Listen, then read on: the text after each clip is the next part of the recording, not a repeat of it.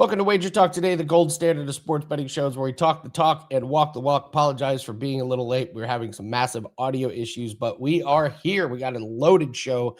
We got Gianni the Greek to join us for the Steam Report. We got Teddy Covers going to talk Tigers, Athletics, Red Sox, and Dodgers. And then Marco is going to join us to give us the WNBA fix that we all crave, and I'm going to break down, by viewer suggestion, the Ravens, and I'm going to do it right before Teddy comes on, because Teddy's been doing a bunch of NFL video breakdowns.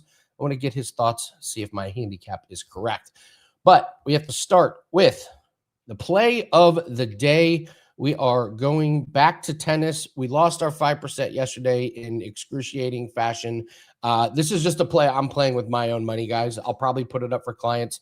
Do with it what you want, but these guys are on an absolute roll. Luz and Matos. They've been rolling. We've been betting on them all week. They've been winning. These guys really struggled in the first part of the season, but they have kicked it into high gear. This is a regular team. They don't play with anybody else.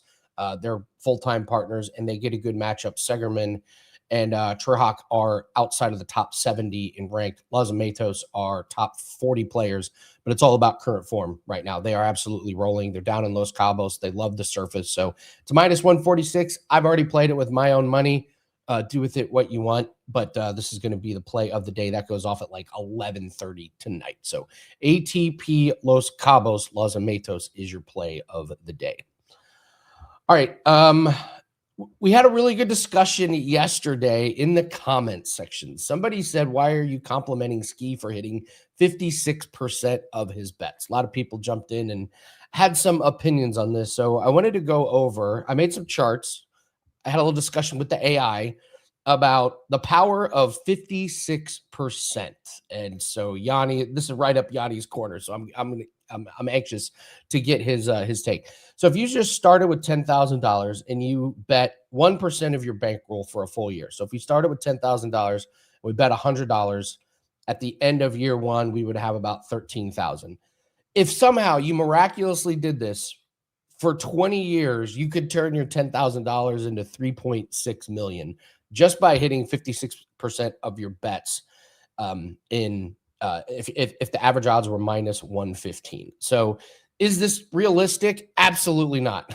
You're not going to hit 56% of your bets for 20 years in a row. But this is just the chart that shows what you could do. And John, if we have the other chart that we can talk about, like what happens if you hit 51%.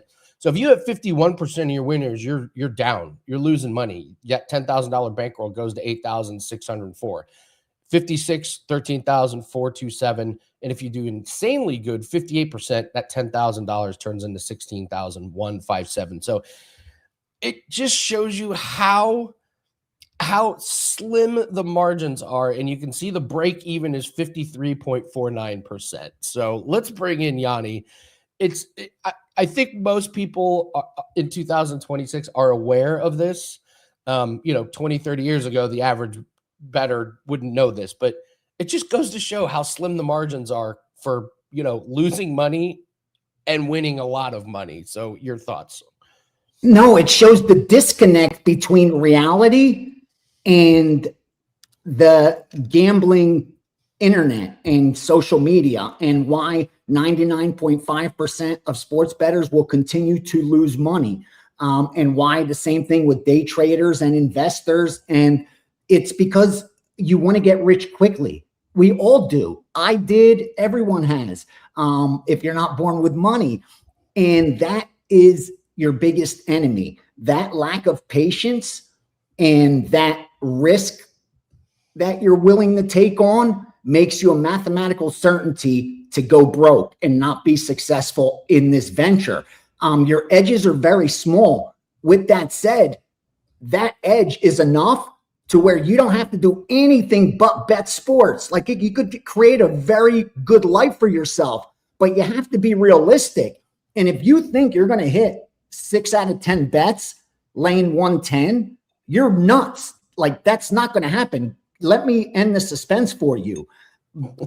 Most recreational bettors, that's the problem. If you tell them that you could get rich hitting 55%, and that should actually be what you're shooting for, where out of every 1,000 bets, you hit 550, You lose 450, you add in the VIG, and you're up about 50 units every 1,000 bets.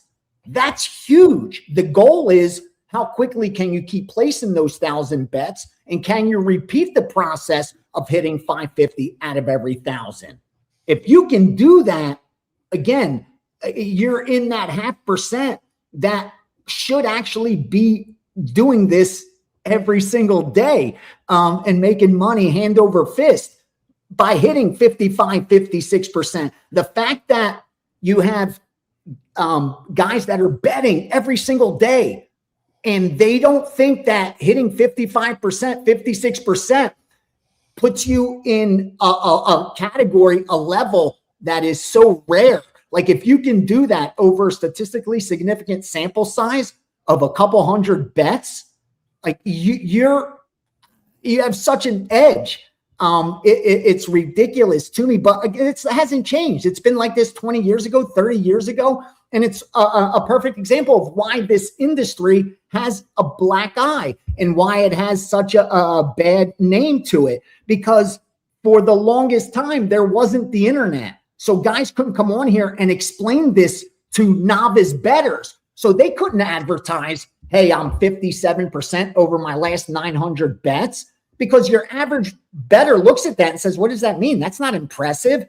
Where unless, that 0.5% would see that and be like, holy shit, this guy's phenomenal. Like, where is this guy? I need his information. So what did they have to do? They had to fudge those results. They had to say, no, we were hitting 80%. We were 75%.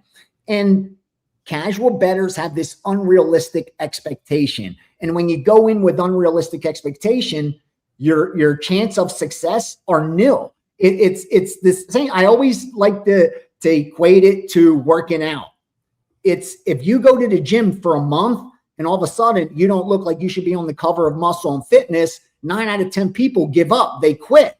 They're like, wait, what a minute. I worked out. I did the right things. And why don't I look perfect yet? Because it doesn't take a month. It takes years. It takes a lifetime. It's the same thing, man, with sports betting. Again, you're going to hit that. If you're lucky, if you're good, if you're efficient, you're going to be able to hit about that 55, 56% range long term. And if you can continuously do that, don't let anybody tell you different.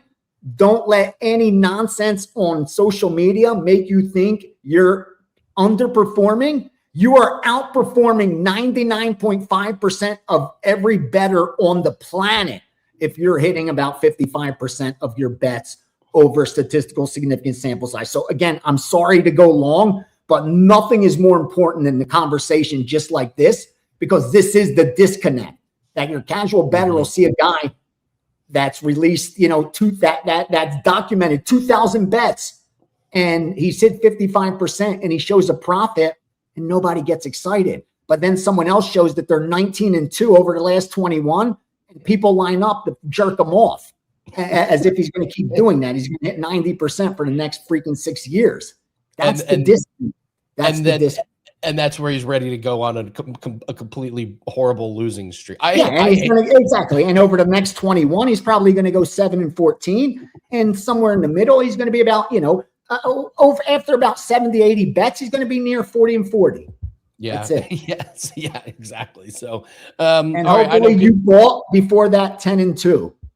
Yeah, absolutely. Absolutely. So, all right, let's get into the Steam sheet. It's an important discussion. People want to know what you got. It is. Risk management. Today, I'm supposed to go to the dentist today. I swear to God, I canceled my appointment because I want to buy more Tesla stock. And I don't want to spend that. That's how cheap I am. I don't want to spend that $2,500 and give it to the dentist. I'm like, I could wait. I could hold off another month or two because I don't think I'll be able to get Tesla at $300. Like this is, again, it could get to $240, $250, and maybe it does, and I buy more. But this is that chance where it's only been in this risk category like 10% of its lifetime. So I have to do what I have to do.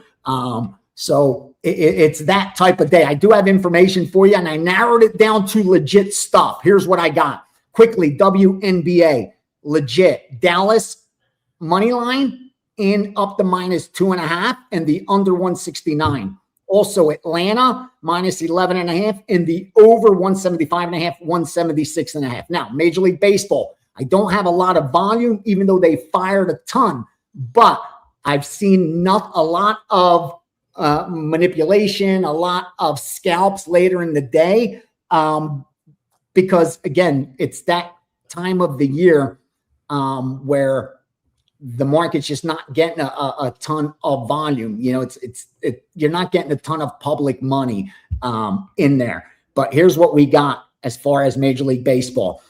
And they're doing well. 952 Cincinnati plus 115, 959 White Sox from 155 all the way down to plus 140, 962 under 8 Texas Houston, 964 Athletics 145 and plus 140, 965 Minnesota plus 160 plus 155, 978 LA plus 160 plus 155, and the under 10 and 9.5 in Milwaukee and LA. Again, nothing's changed. They're continuing to pick off these underdogs since the second half started. Again, losing first half. It was tough for a lot of sharp groups, but since the second half started, they've been on fire and haven't been afraid to bet some of these coin flips. That's what I've been seeing mostly. Betting small favorites or small dogs. Like you'll see the occasional bigger dog, like I said, like Minnesota, LA, but mostly it's been more like the Cincinnatis, like the plus 110s, 115s, where those coin flip type games. And it's mostly, it usually ends up opposite the public because the public's usually on that small favorite, that minus 140, minus 150 favorite. That's where they're heaviest. And I'm starting to see the sharp money piling up opposite those short favorites, and doing pretty well. Let's move to UFC. We got a card tomorrow in Serbia. Indeed. Uros Medic and Daniel Rodriguez in the main event is truly something I never thought we would see. So you know me, Gianni. We have the betting theories. We bet against bad haircuts. We bet against fighters that just had a baby. This is a new one. A fighter that just did a stint in a Mexican prison. So there's no way. I don't have a trend for that yet, but if you don't know the story, Daniel Rodriguez is fighting in the main event. He literally spent months and months and months in a Mexican prison. He didn't have money to bail himself out. Nobody knew where he was. It turns out he partnered up with a cartel in prison as protection. He got malnourished. Usually how it goes. It's bonkers. I've sent a money order to I'm even talking about that. Wow, I don't believe I just mentioned that. But yeah, it happens where you have to send it to the Aryan Brotherhood to give some protection while a friend there is sitting waiting for court. Yeah, we've all been there. We've all how been the there. world works. So what are we seeing with UFC? Line moves, anything you like? This is a bonkers card. Some of these lines are just absolutely terrifying. I mean, minus 360 on Alexander Rakic. What are we doing? It's all chalk. It's all chalk. Like all I'm seeing is chalk from the casual bettors. Like they're tying up the biggest favorites. And I'm interested to see if you see any of that public money, the sharp money come in on these underdogs. Because here's what I can tell you. Going into this week, okay, we've had 24 events, 299 UFC fights. Favorites versus the closing line are 216, 79, and 4 draw no contest. So that's 72.2% favorites, 26.4% dogs, and 1.4% draw no contest. Historically, all right, underdogs hit about 34%. That's third in major sports. Baseball and NHL are the only two sports where underdogs hit at a higher rate. So meaning underdogs win more in the UFC than they do in the NFL, more in college football, more in college basketball, more than in NBA. Underdogs are supposed to win outright more in MMA than those other sports. And yet they're at 26.4% compared to their historical average of 34%. Okay. So that's an 8% drop below history, which is more like 25% drop on what's expected. Now, we only got about 5 months left in this year. So if we're going to get a regression, it's got to happen. So don't be afraid to look at some of these ugly dogs. And one that jumps out real quickly, I wanted your opinion, is that main event. Why is Uroš Medic a 4-1 favorite against Daniel Rodriguez, who, may I just remind you, closed as a minus 250 favorite, right? Against much tougher competition. Like, didn't he would fight or was supposed to fight with Strickland? There was a line out for that. Like, yeah. This line just doesn't make sense to me. Again, you got D-Rod coming in off 3 straight wins. I don't get it. I mean, this looks to me like Medic is just going to knock him out in the first round. Is that what they're telling us? I mean, I know that's what he's done in 4 of his last 5 fights, and I know that's why he's the heavy favorite, and he's coming off back first round knockouts, performance bonuses. Guys like that usually going to pay a premium, but I don't know, man. Other than D-Rod being 39 years old, this is going to be a stand-up fight. Neither guy attempts less than 1 takedown per 15 minutes. Attempt, not secures, attempts. So they're going to stand and bang. I don't know. Yeah. I just think there may be am I just that square to think there's a little bit of value on Rodriguez at better than plus 300? Well, they know people want to bet on Medic, so the books are making you pay a premium for it. I like Medic as well, 39 years old and just coming out of prison. And you listen to him tell the story like they weren't giving him enough food. He was trying. Yeah, it's awful. It's a bad spot. It does. It looks so awful. But the thing I can't get past is paying minus 400 for Uroš Medic, who, when you zoom out, zoom out a little bit, and what you're going to see is a guy that's 4-2 over his last 6. Like, he has been knocked out by Puna. He did get subbed by Oralby. Like, Turner subbed him. Like, he it's not as if he's, on this magnificent, great run throughout the UFC career. Like, I don't know. Again, he's probably going to win this fight. The line's telling me he's going to win this fight, but I just do not see how you get to that price other than the favorites have been costing the books so much money. Did he close the plus 160, 170 against Jeff Neal? He was only he closed minus 120, 130 against Salikov. Like, yeah, I know what you're saying. The Jeff Neal fight was a very, very eye-opening thing for him in his career, because remember, Jeff Neal was like, "Oh, I'm done drinking. I used to drink before fights, and I'm healthy." And then Medic knocked him out. So I just think that's the narrative, and they're fighting. It is. It's got to be. It's got to be. Yeah. Because again, Ian Gary's fighting Makhachev for the title, and you're getting better money on D-Rod against Medic than you did against Ian Gary. You know what I mean? Which is a little nuts to me. But again, the favorites have been winning, Andy. So I can't fault people, number one, for betting the favorites. And more importantly, I can't fault the books for jacking these prices up so high. And I think that's why you're not seeing them climb much higher. Like you mentioned, the Rakics, the Sterlings, the Thipos, they're going to win these fights. They should win these fights. Oliveira, they should win these fights. But you're not seeing the huge line movement, I think, because they already opened them up pretty jacked.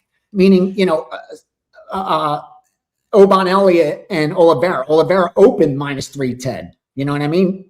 Now he's up to 350, what have you.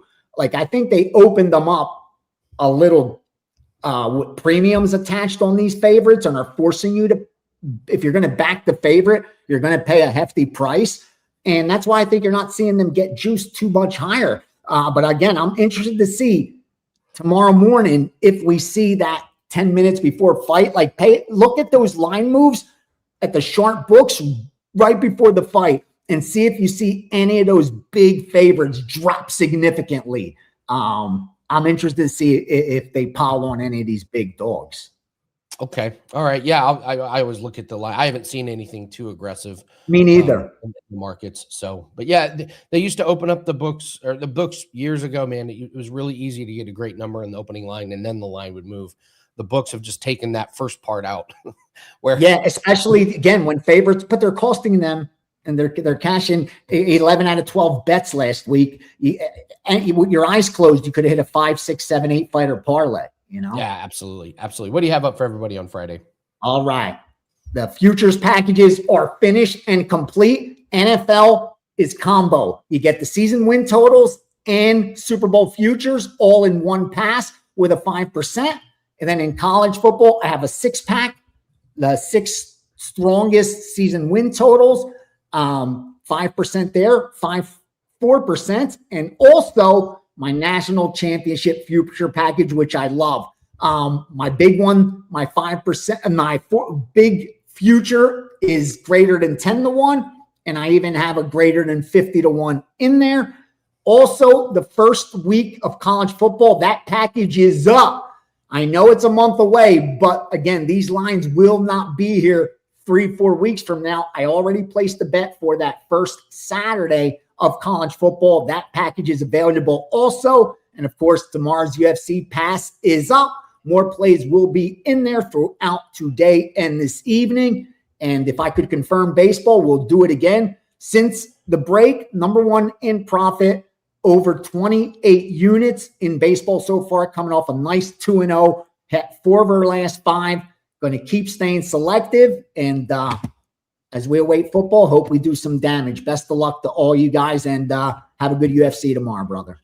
Thanks, Gianni. Appreciate it. Gianni the Greek kicking off the show on a Friday. Appreciate you. Let's see. We lost our 5% tennis bet. I can't believe it. We won the first set. They were minus 2,000 to win. I turned it off, turned it on a little bit later, and see they lose in the third set tiebreak. They just completely fell apart. I went back and watched it, hitting the balls in the net, hitting it out of bounds. Super frustrating because we beat the line. We get the first set, should be a winner. And then the next parlay leg cruises and wins. So very frustrating. But hey, that's life. We move on. We got a 5% UFC best bet that's up for tomorrow. And we've got a 4% MLB prop that is up on a 20-6 run in those. I didn't have a play in MLB yesterday.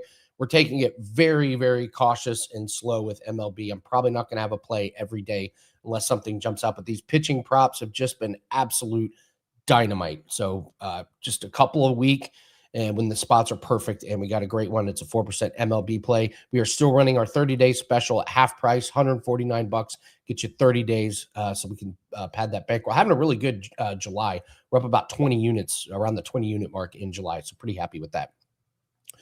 Okay. I'm going to bring on Teddy in a second, but viewer suggestion for my NFL future is breaking down the Ravens. So I want to break down the Ravens, and we'll bring on Teddy to see if I did this correct. What a dope ass graphic that is. I'm so proud of myself and AI. That thing is incredible. So huge number here, 11.5 wins. So let's see what we see about the Ravens. They got a new coaching regime after Harbaugh moves on. We got Jesse Minter, who's a very defensive minded head coach. They also bring in Chicago's offensive coordinator. Just some stats. They made the playoffs 6 out of the last 8 years. Last year, Lamar was number 1 in yards per completion, but he only played 13 games. He was banged up. Even though he played in those games, there was definitely something wrong with him. He wasn't the normal quick rusher that he normally is. He did play in 17 games the year before that and 16 before that. So he does play. He's somewhat durable. But last year, the lowest rushing yards and yards per rush since his rookie year. Derrick Henry's coming back. He's 32. He's still putting up big numbers. But he is truly awful on the goal line and in short yardage. It doesn't make any sense how big he is, but it takes him a while to get up to speed. And because of that, he's just not that good on the goal line and short yardage. That bit him a few times last year. They did draft a really good prospect on the offensive line. They added some new pieces. Not a lot of continuity, but it looks like they do have some pretty good talent on that offensive line. They bring back Zay Flowers, and they sign Rashad Bateman to a big contract, and then they draft Jacoby Lane from USC, really tall receiver for jump balls. They did lose Isaiah Likely, but they bring back Mark Andrews. The defense, the big question with them is health. They were completely injury riddled last year. They were sometimes they were putting out basically their practice squad and backups. It really cost them. They were 29th in pressuring the quarterback, and I think that's what this season comes down to. Trey Hendrickson joins them. The secondary played well, but they did give up big chunks of yards when they couldn't get pressure on the quarterback. They bring back Marlon Humphrey, Nate Wiggins, and Kyle Hamilton. Those are great pieces. They have the talent, but the defensive line has to play better. The schedule, really, really good. On paper, it's the 6th easiest schedule. I think it's a little bit better than that. They start the season Colts, Saints, Cowboys, Titans, Falcons, Browns, and Bengals. I think that's a fantastic way to get your season started when you've got a new coach and a new system and some new offensive line pieces. All the division rivals, mostly they play at the end. Steelers, home Browns, at Bengals, home Steelers. The easy schedule to start the season makes it a very enticing number. It just all comes down to, is Lamar Jackson healthy? Can he stay healthy? And can they get pressure on the quarterback? 11.5 is a big number. I hate taking overs, but I like this team. I like the schedule. My lean is to the over 11.5 wins, and I don't normally take big numbers like that. All right, bringing in Teddy. Am I a sucker, Teddy, for liking 11.5 wins for the Ravens? I take so many unders, I got to take an over at some point. So I just finished shooting a whole bunch of NFL team preview videos. We'll shoot more next week. I think we have a dozen that are coming out in the next couple of days. Baltimore was one of them. And I leaned under for the Ravens. That said, the Ravens did not make my season win report. It's a lean. It's not a play. The season win report obviously comes out today at noon. We'll talk about that in just a few minutes. But the lean for me for Baltimore was under, not over. And you talked about that. The opening slate really looks good. You talked about that opener where they can start 6-0. Indy, New Orleans, Dallas, Tennessee, Atlanta, Cleveland. There's not a game there where they're not big favorites. So if things break right for the Ravens out of the get-go, they'll be a team we're talking about a lot in October and November. But the schedule toughens up significantly down the stretch.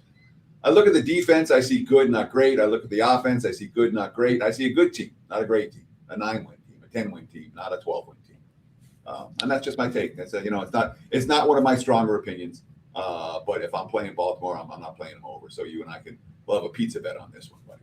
Yeah, small one. It's not going to make my client card as well. So not strong takes. But let's see if we have some strong takes in Major League Baseball. We got Tigers, Athletics, Red Sox, Dodgers. Let's start with this Tigers team. You got Mize for the Tigers, Springs for the no Mize. Mize got scratched a few minutes ago.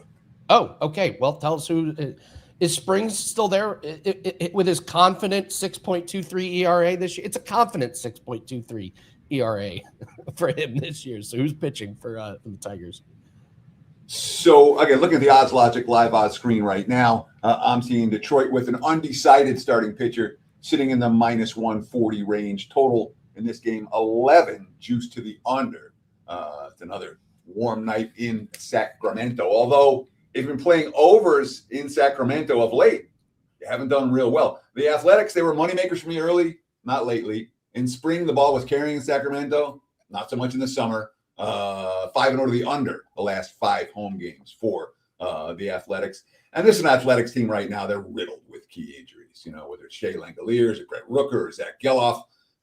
Those are big bets for a team that, and of course, Nick Kurtz got hit by a pitch the other night. He's in a 1-for-34 slump. He did play yesterday. I would expect him to suit up here. But, many of the Athletics' big bets are not in good form. And this is a team that, lost 10 straight series now. They pushed the 11th, the 4-game set for the Angels. They lost the 12th. Their last series win came versus Colorado on June 12th, 13th, and 14th. So it's been like 6 weeks, more than 6 weeks since this team actually won a series. You talk about Jeffrey Springs, and Springs now winless over his last 17 starts. I've watched a bunch of them. I like the way he competes. He's a tough hurler. He's just not. He's also a fly ball pitcher in a bad ballpark for fly ball pitchers. So and of course his last outing, just 1 1/3 innings, bombed by the Twins. I really can't back the Athletics right now. This is a team that's finding ways to lose. They just had a miserable series against the Red Sox where they had 1,000 chances and couldn't get anything done. The problem, of course, is the Tigers are struggling every bit as much. They just lost 4 or 5 to Kansas City and Baltimore at home. They blew a 7-0 lead for Tariq Skubal in what could be his last start in Detroit. It's a really demoralizing stretch for Detroit. This was a time where they were looking to make a run to avoid being sellers this weekend, and now Casey Mize has been scratched, but I believe he was scratched because of I think he's going to be traded, potential trade deal. It's not like Detroit is a team that anyone's excited about backing right now either. So from a side standpoint, there's not a lot I'm going to do with this game. 2 teams I don't want. But from a total standpoint, even with the fact that I don't trust Springs, and even with the fact that the Tigers don't have a starting pitcher right now, these are not 2 lineups clicking, and this is not a ballpark where the ball's been carrying the way it was early in the season. Under 11 is the only way I can look for Detroit and Sacramento in this game on West Coast action on Friday night. I may have cursed Skubal, by the way, Teddy. I went up to Detroit to meet with Johnny and Kelly and the rest of the production team, and we went, and it was Skubal bobblehead night. I was very excited. I got a Skubal bobblehead. And then immediately he's just in trade rumors. So it's like, I finally get something cool, like a Skubal bobblehead, and now he's he may not even be on the team here in a little bit. So, all right, Red Sox and Dodgers. Red Sox been probably the craziest, funnest story in MLB this year. Can they keep winning at this like breakneck pace that they have over the last month or so? What do we make of Red Sox Dodgers? So the one-word answer to that is no. Yeah. Let's look first at the Odds Logic live on stream. And guys, get your free trial. We keep adding new books. We keep adding more stuff. It really is. It's the best free live odds service out there at WagerTalk.com. But the best of the best is with the Odds Logic stream. If you're serious about betting, oddslogic.com/Teddy. Get a free 7-day trial. Try it for the preseason. Try it for MLB action. Again, oddslogic.com/Teddy. When we look at the number for this game, boy, we're looking at a relatively cheap price for LA, -125, -130. Has been bet up to -135 in a handful of spots here for the Dodgers. My clients and I cashed a 5% big ticket play with LA last night. It was pretty easy. I mean, the bullpen made me sweat a little bit, but they led 2-0 in the first. They led 5-0 in the fourth, and kind of cruised thereafter. Today, it's a bullpen game for LA. So I thought they were way underpriced yesterday. And in many ways, I think they're underpriced today. And obviously the Dodgers may not have Ohtani. He sat yesterday, and we saw a 15, 20 cent line move in some places with Ohtani out. In my mind, that's a huge overreaction, even for an elite hitter. Their lineups can score runs in bunches when Ohtani sits. They scored 6 runs, still beat Seattle soundly. Again, that 5% big ticket cash. And part of my rationale for that bet was the Dave Roberts press conference that I watched the previous night, where he talked about the consistency of the team's effort, how the team's chemistry was coming together, the focus coming out of the All-Star break. The 2-time defending champs have the best record in baseball again this year, and it's not by accident. 6-2 their last 8 ball games. Now, Andy, you talked about how hot the Red Sox have been. They've been as hot as it is in Vegas right now. They're 25-5 their last 30 games. Huge profits if you rode this streak early and often. That said, after a team goes 25-5 over a 30-game span, they ain't doing it the next 30 games. We would expect much closer to 15-15 for the Red Sox over their next 30. And they've really been feasting on the week of late. I just ripped the A's a minute ago. They beat the A's their last series. They had the Blue Jays before that. They had the Mets and the Angels, 2 last-place teams before the All-Star break. So, 4 of the last 6 series come against teams in last place, and the 5th came against a squad that's struggling in every way, even though they're not in last place. So the bullpen got used pretty good. Bullpen was great in Sacramento this week, but I think that bullpen's a little bit taxed now. If I'm playing, it's only the Dodgers, not the Red Sox. The Red Sox were a team absolutely to ride in July, and I know it's the last day of July. You still get away with it. I would not be surprised at all. Again, Boston, great run, but as you mentioned, Andy, these runs do not go on forever, and the Dodgers are the better of these 2 teams, even in a bullpen game. At least that's this bettor's opinion.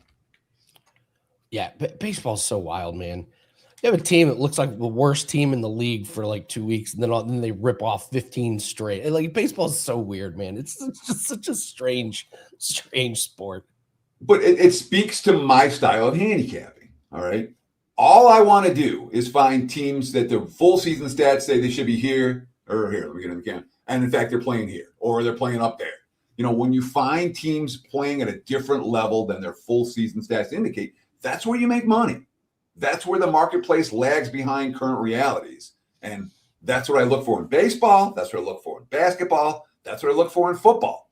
Football is a little bit more spot based, but the bottom line is for the daily sports, your NBA or MLB, when you find these teams whose stats and full season numbers say they should be here and they're at a different level for a week, for 2 weeks, for a month, whether good or bad, that's where you make your money. Yeah, it's true. So you mentioned you're already ripping these videos for NFL futures. They're up for WagerTalk Insiders. Someone asked, why are they behind a paywall? They're not behind a paywall. You don't have to pay to see them. They get released early to the insiders, and then they will be released to the public. So how many teams have you done so far? So I did a dozen of them. I'm not sure they're all posted. Wow. All the last couple of days. With the preparation for the win report, and obviously the NFL season win report comes out today, noon Pacific time. But with the preparation for that, I'll sit down and I'll do a whole bunch more videos again next week. But the NFL content, as soon as August comes, people are interested. Last year I did them all in July, and we didn't get the response. It was a little bit too early. So this year I waited a little bit longer. We'll go at the beginning of August, but I spend all summer working NFL. That's what I do. It's been my pattern for the last 25 years. Hasn't changed this year. This year I might have worked harder because last year I lost with my season win report. I was really, I was unhappy with the process. I was unhappy with the results. And when you do something successfully for 25 years, not like every year was a winning year. I had 3 or 4 previous losing seasons, so it's not the only losing season I've ever had. But I've never had back-to-back losing seasons. When I have a bad year with you tweak a little bit. You don't take the whole process and throw it out. You just tweak. But the bottom line is I spent the last 6 weeks working NFL. I've got notes on every team up the wazoo. So I'm putting videos together that you guys can watch. And the first of them, the first group will be released early for insiders, but they were released to everyone. I think now they'll be up by noon Pacific time today, right there with the win total report that's coming out. Do you know when the opening line report starts? So I didn't do one for this coming Monday because there's only one game. We'll start with week 1 of the preseason. So okay. It'll be the exact date on that would be the 10th? Wild. Monday the 10th of August. All myself right. And Kelly will be doing opening line reports from then every Monday right through the Super Bowl, 8 a.m. Pacific time, bright and early, 11 a.m. Eastern time. So be sure to watch that live every week right here on WagerTalk TV. All right. What do you have up plays-wise at WagerTalk? Well, the win report, man. I got a promo code, by the way, which we got to talk about. And the win report goes for $1.99. Again, the long-term track record has been pretty darn good. What do we got? 105 and 56 or 105 and 60, 106 and 65. It's 65% over a 25-year sample size. 77%, 17 and 5 with the big ticket reports. So this has been a very successful report for a long time. And it lost last year, and I'm pissed. Don't buy it. Do not buy my report. It's $1.99. You can get it right now. It'll be posted for everyone at noon today. But you can get my NFL full season for $5.99. That's going to get you every play from week 1 of the preseason through the Super Bowl. Prop report, every 5%. And there's no bait and switch. There's no nonsense we do with WagerTalk. You guys know. We don't BS anybody. We have the best customer service in the industry. So you can get the single report with the win total for $1.99. You get my full season for $5.99. And you can take $50 off the full season. By the way, the win report comes with the full season. That'll get you everything to the Super Bowl. Take $50 off. Use promo code Teddy50 at checkout. Again, Teddy50 at checkout gets you $50 off. So you get the win report and my full season for $5.49. The win report's $1.99. So you're really getting the season for what, like $350? I think that's a good deal. I expect to make money. I'm focused, and I'm got a pretty good track record in this sport. I love it, Teddy. Yep. When opening line report first first episode comes out, that means football season's officially here. So thanks, Teddy. Appreciate it. Always good talking to you. Great breakdowns. Teddy covers everyone, working hard for the line report. We have a question. Can you parlay season totals? I can in my state, Teddy. I don't know if you can in Vegas. In Indiana, I have the DraftKings and FanDuel and all that stuff. So I can parlay alt lines on season win totals. I don't know if you can. I wouldn't see why you wouldn't be able to. However, in my career, I have never tried to parlay an NFL season win total. There's certainly when you have two teams from the same division and one you're going up and one you're going down, there's some correlation there. Books may books may argue with that, but it's not necessarily a strong correlation. But it's nothing that I've ever tried to do. In my opinion, when you talk about full season wagers, the most important thing is cash that freaking ticket. Not, let's go for a big score. No, let's cash your winning bet. So, okay, maybe. All right. The answer is yes, you can. I would say we would also add on there, probably not the best way to parlay something. So, all right, Teddy, thanks very much. Have a great weekend. Take it easy. Teddy covers breaking down MLB and NFL. Now we got to bring on Marco Angelo. We're going to talk some WNBA. Marco, I broke down the Ravens, and in the chat, Slick Vic is loving your Pittsburgh Steelers. Says they're going to win more games than the Ravens. Do you have high expectations for your Steelers? I do have some expectations. At the beginning, I wasn't exactly ecstatic with the Mike McCarthy hire, but the more I see what's going on in the moves they made in the offseason, it's kind of coming together, and I'm understanding it. So we'll have more on that. I believe August 12th, time to plug a shameless promo. The first edition of Bet On It will be filmed, and we will be doing season previews for both NFL and college. We'll look at all the divisions in the NFL and the big four football conferences as well. So you'll hear more about the Pittsburgh Steelers in that report, but I am liking the Steelers. All right. I'm not high on my home team, the Colts. Them saying Daniel Jones is going to be fine to start the regular season is just laughable. He had a broken leg and a torn Achilles. No, he'll be fine. Yeah, sure. It's only the NFL. All right, we're going to break down some WNBA. We'll talk the Dallas Wings and the Washington Mystics. We'll save my Indiana Fever for last. But the Wings and Mystics, these teams to me are just meh. There's nothing that really jumps out to me about either one of them. Dallas minus 3.5, over under 167.5. What do you make of this matchup? Well, we talked about Dallas last time I was on the show, and this is a team, I'll use the same opening line I did with them. This is a team that knows how to win right now. They're playing better basketball than they did last year, obviously, but they're still trying to learn how to cover spreads. They're 9-4 straight up their last 13 games, but they're just 5-8 against the spread over those 13 games. Dallas is coming off 3 barn burners in a row. They had a 99-98 gut-wrenching loss at New York, or to New York at home, I should say. Then they turn around, get a 101-97 win over Portland, a win in no cover, as that was sandwiched in between the New York game and Atlanta on deck. And then they played Atlanta to an 82-81 barn burner, losing in gut-wrenching fashion. So for me, this is a tricky spot for Dallas, coming off of those 3 games and now playing a Washington team. This is a Washington team that this is also a fluky scheduling spot. I don't know who makes the WNBA schedules, and I scratch my head when I look at some of them, Andy. They go to Washington to play tonight.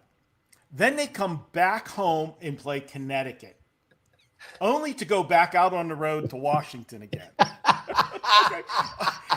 It's just, I don't understand the logic in that scheduling. Okay. So that starts it. And I like to look at different situations like that. Then I look to when these two teams have played already. And you go back, Washington suffered one of their worst defeats of the season when they went to Dallas and lost 92-69. It must be noted that whenever they did that, they were coming off upsetting Indiana and Caitlin Clark. You know how big, playing Caitlin Clark and the hype train that you have there. They beat them 104-102 in just just an amazing game.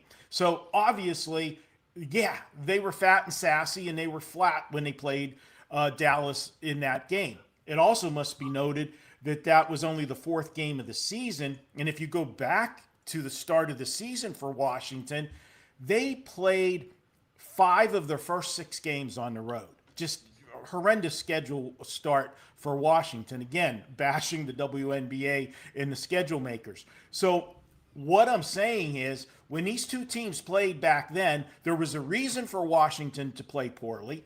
And if you look at the beginning of the season, this Washington team and the Washington team we have now, they're night and day difference. I'm going to go ahead and take the Washington team plus the points, grab them.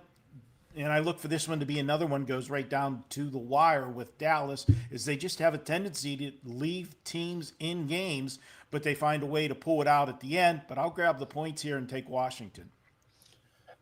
NASCAR was the king of the dumb schedule back in the they would race like in Florida, then California, then Virginia, then Texas, then Michigan. It was like, do you guys just like driving? Like why Apparently are we they like do. just That's going what up they the do. coast? Yeah, but they drive enough on Sundays. We don't need to be driving Monday, Tuesday, and like why just go up the coast? They gotten better, but it's pretty funny. Fatone wants to know, are your aces winning it all again this year, Marco? No. They're gonna be a contender, but I really do think that there's 2 teams that are gonna have trouble getting through. We're gonna talk about one of the teams that's playing well right now and has been a thorn in the side of the Aces, especially this year, and that's the Indiana Fever's playing well. If they continue to do that, and if they can find a little bit of defense to go with that offense, they're going to be deadly. But I still think the team that is the best team in the WNBA, they got their best player back. They played the whole year without her till just a week ago. Minnesota's going to be very tough out. Minnesota should have won the championship 2 years ago. They got robbed by the officials in New York. And last year, just a horrible break for them when Fisher Collier got hurt in the playoffs, lost, and that's what cost them the Phoenix series. And then Phoenix went on to play the Aces, and we know the Aces swept them. But I don't think they get through either. I don't think they get through Minnesota. Let's put it that way. Well, let's talk about the Fever, and yeah, you're not kidding, man. This Fever team, holy cow, they got Caitlin Clark back, and they are an offensive juggernaut. I mean, just take the overs in the Fever games. I mean, these scores 105-95, 123, putting up 123 points from WNBA. They're fun to watch. Their defense is a little suspect. Their only recent loss is the Valkyries, when the Valkyries on that red hot start. They're 8.5 versus the Portland Fire, who have struggled. A lot of guys in chat don't like watching the NBA. I'm just telling you, the Fever are a fun watch right now. Right now, they are appointment television. But what do you make of this game? Yeah, I mean, you just got to tune in to see what Sophie Cunningham's going to do next. Absolutely. She finds her way into the drama all the time. And speaking of drama, and I'm not going to talk about the drama that we had over the weekend with the WNBA in the All-Star break, but I'm going to talk about, I want to get your take, Andy.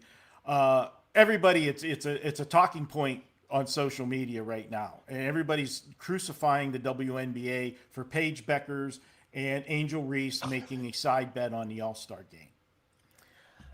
And they're trying to compare it to everybody else that's got suspended for betting through a sports book on actual sports games. Okay, stop for a second, all right? I know you guys want clickbait, but grow the F up, okay? It's not the same comparison. They're saying, well, this guy got suspended, that guy got suspended. This was two people that made a side bet, betting on themselves in an all-star game for $400. Just stop already, okay? I mean, this has gotten more attention than Chauncey Billups working with the mafia to rig poker games. That just got swept under the rug. Meanwhile, two people making side bet, and that's good. Listen, and WNBA will take any attention they get, but this one's pretty silly. Yeah, it is. But everybody in the social media is jumping up on their pedestal and saying, "Oh, they should be banned." And this, just stop already, okay? Yeah, But yeah. back to this game. These two met earlier in the year, and Indiana blasted them in the first meeting, 90-73. Then in the second meeting, Portland pulled an upset as an 11.5-point underdog. And you know I like to go back, look at the schedule. Was there anything out of the ordinary when they played? Well, when they played that second time, you had Indiana coming off a gut-wrenching loss to Golden State. Went right down to the final bucket of the game. Why that was a big game is it was one of those great, we talked about it. I hate them in the WNBA. Those back-to-back games with the same team. So they were trying not to lose to the same team twice, and they lost in gut-wrenching fashion. Then they turn around and had a big game up after that. They played Atlanta next, one of the better teams in the WNBA. So you're coming off a gut-wrenching loss. You have a good team on deck, and then you're playing the expansion Portland team that you already beat by 17 points. That was what, we call in the deli a sandwich game, and they were flat and unprepared. They lost that game. They're going to be ready this time. Also, if you talked about Portland, it seems to be struggling. They caught some teams by surprise at the beginning of the year, Andy. Why? Because it was an expansion team. All right. You had a mixture of players that, weren't protected from other teams. It put together. Nobody knew how this team was going to play. The coaching staff, the players, what were they going to do as a team together? So you didn't have a lot of game film to work on at the beginning of the season. Now you've played them, you've seen them, you know what to expect, and you know how to game plan for them. And that's why you're seeing Portland starting to struggle. And you're really seeing them struggle on the defensive end of the floor. They're one of the worst teams defensively in the WNBA. That is bad news if you got Indiana coming to town. As you talked about, the heater they're on offensively, scoring in their last 4 games, $110, $108, 123, 105. Yeah, good luck tonight. I think it's a game that's going to be on TV. It seems like, Indiana and the Aces are, the Kansas City Chiefs of football. If there's a TV game, they're going to find their way there. So look for another show tonight by that offense of Indiana, and I'm going to go ahead and lay it with your fever tonight, my friend. I think that's the only way you can play it. You just can't get in front of this offense right now. So, all right, Marco, what do you have up for everyone? Did we have a question about? Is there any horse racing? I thought we had a question. I can't find it. Is there any horse racing you got this weekend? There is a horse race tomorrow. I think it's.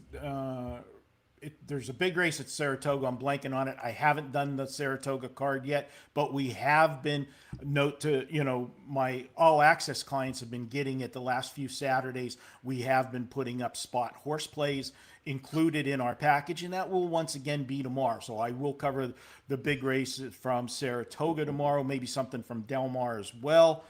Is Del Mar's in full swing as well. So that's bonus if you're on all access, either 3-day, a 1 day all access, whatever. And that 3-day, by the way, grab it while you still can. 3 days, $69. What happens? You get 3 bonus days, and you want to do it because right now, Andy, you know what we've been doing with the WNBA. It's been a 4-year run with that. Another winner last night, but the baseball has been on fire. We're on an 8-1 run in baseball, and tonight I've got a 4%. It's my baseball underdog game of the week. Get some plus money tonight with the play. So head over to WagerTalk. Either grab today's package or do the plus EV move. Buy 3, get 3 free. Can't beat it. All right, Marco D'Angelo, appreciate it. Good luck on that play tonight. 4% underdog in Major League Baseball. Have a great weekend, Marco. Stay cool. I'll try. Cool. Try and stay Take care, my stay friend. cool out there. All right, bye, Marco. All right, great week of shows. Thank you to all the guests. Thank you to you guys in the chat. You guys crush it as always. I am in play with a 4% best bet that goes off tonight. All access clients are probably going to get a couple of plays. I promised everyone I would do PFL at the end, so I'll break. Let me give you a couple thoughts on PFL. Tough card. They lost a couple fights just like a day ago. The main event, Nurmagomedov, he probably dog bosses Colgan, but it's minus 535. Dakota Ditcheva by murder, but minus 625. You don't need me that. Money's kind of coming in on Dayron over Stotts. I agree with that move. Dayron was a play earlier in the week at minus 170. He's probably going to win. Other than that, I don't see. You're always in a good spot if you're fading Montana De La Rosa, but you got to pay minus 250. Maybe that's a parlay. Pasternikova and Dayron, that's probably a pretty good parlay piece. And then bare knuckle, I will have a play. That is tomorrow. I like Jack Blair at minus 134. That's a pretty good play. That women's fight that starts off the card is going to be a lot of fun. I like the underdog, Sally McDonald. Don't know if that'll be an unofficial play on that. Mikey Nolan should beat the shit out of John Ferguson, who looks washed. And what was the other one? Oh, Lewis Keane at minus 180. I think Lewis Keane mops up Stu Martin in the co-main. So that's a bare knuckle fighting Newcastle. So, all right. Thank you very much. 4% MLB play that goes up is up. 5% UFC play goes off tomorrow. We got a bunch of specials. Go to the specials page at WagerTalk. Get a 3-day pass. You get 3 days free.